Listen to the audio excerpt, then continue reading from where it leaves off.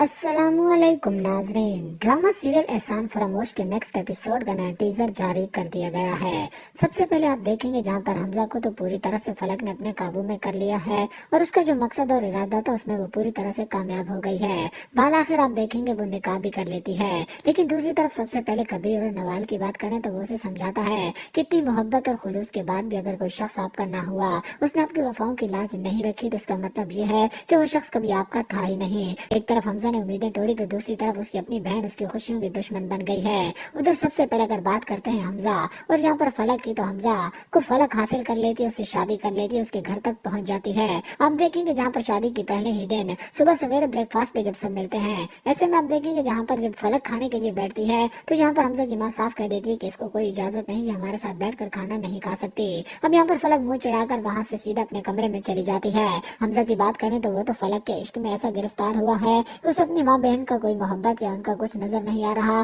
بس وہ فلک کے گن گا رہا ہے۔ وہ پیچھے پیچھے کمرے میں جاتا اور اسے کہتا ہے کہ فلک کیا ہو گیا ہے، امی کی بات کا برا نہ مانو۔ سب سے پہلے وہ حمزہ سے کہتی ہے مجھے تو کوئی مسئلہ نہیں، مجھے معلوم ہے وہ مجھے پسند نہیں کرتی، لیکن اس بات کا مجھے کوئی گلہ یا شکوہ نہیں، لیکن انہیں یہ تو سوچنا چاہیے تھا کہ آپ ان کے بیٹے ہیں، انہوں نے آپ کے ساتھ بھی کچھ نہیں اچھا کیا اور پہلا کھانا تھا، اس کے باوجود انہوں نے کوئی لحاظ نہیں رکھا۔ اب حمزہ کے دل میں یہ بات آ جاتی ہے کہ اس کی ماں اور بہن فلک کو پسند نہیں کرتے اور یہی وجہ ہے کہ ان کا رویہ اب اس کے ساتھ بھی ٹھیک نہیں، اور یہ وہ موقع ہوگا جہاں پر فلک خوش ہوگی کیونکہ حمزہ اپنے گھر والوں کے خلاف جا کر فلک کو سپورٹ کرے گا۔ کہتی ہے کہ میں چاہتی ہوں کہ آپ پبلکلی اناؤنس کر دیں کہ ہماری شادی ہو چکی ہے۔ وہ چاہتی ہے کہ ان سب کو معلوم ہو جائے جو اس شادی سے خوش نہیں، یعنی کبیر کو بھی پتہ چل جائے، نوال کو بھی، اور سب کو پتہ چل جائے۔ حمزہ اس کی کوئی بات نہیں ٹالتا اور کہتا ہے ٹھیک ہے جیسا تم کہو گی ویسا ہوگا، لیکن ادھر دوسری طرف حمزہ اناؤنس کر دیتا ہے کہ اس کی اور فلک کی آفیشیلی شادی ہو چکی ہے اور وہ دونوں میاں بیوی ہیں۔ بس یہ بات سن کر سب سے پہلے تو کبیر کو چکر آتے ہیں، وہ سوچتا ہے کہ وہ لڑکی جس کو کبھی اس نے بہت محبت کی تھی، آج وہ بھلے ہی حمزہ سے شادی کر بیٹھے لیکن سب سے بڑا دھوکہ تو اس نے اپنی بہن کو دیا ہے جس نے ہمیشہ اس کا مان اور عزت رکھی۔ ادھر دوسری طرف آپ دیکھیں گے جہاں پر حمزہ گھر والوں سے کہتا ہے